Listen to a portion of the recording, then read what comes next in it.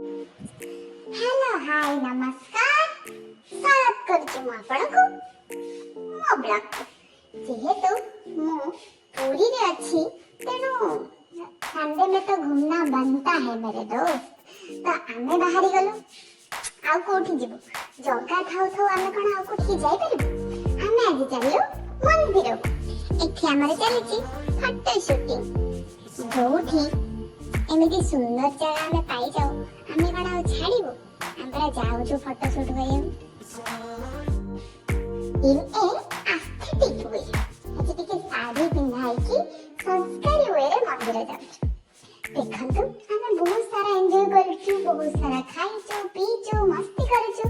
आपण माने देखंतु चैनल को सब्सक्राइब करंतु आ कमेंट कर।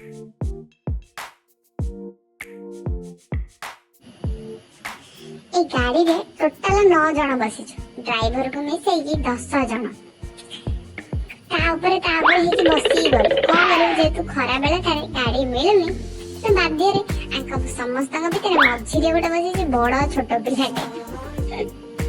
फाइनली हमें आसी की पहुंची गलो जगह पाखरे जगह पाखरे पहुंची गला पर जो शांति ताको देखि साला पर से जो आत्मा शांति आमे एठी के फोटो शूट कलु।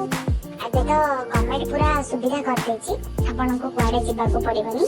जदि आपन महिला हेथिबे जदि आपन छुआ हेथिबे किबा एजेड लोक हेथिबे न तांको सहजरे गवर्नमेंट मागणा व्यवस्था कर देछि आसिया पई। तेनु आमे को कलु सेइथरे बसी के पहुंची गलो मंदिर पाखरे। एबे हमर टिके फोटो शूटिंग चलिबा तापरे आमे जिवो मंदिर भितर को मंदिर भितरे महाप्रसाद खाइलु। आजिर दिन भी भारी बहुत सुंदर थिला जगह को हमें 2 थर दर्शन करिछु।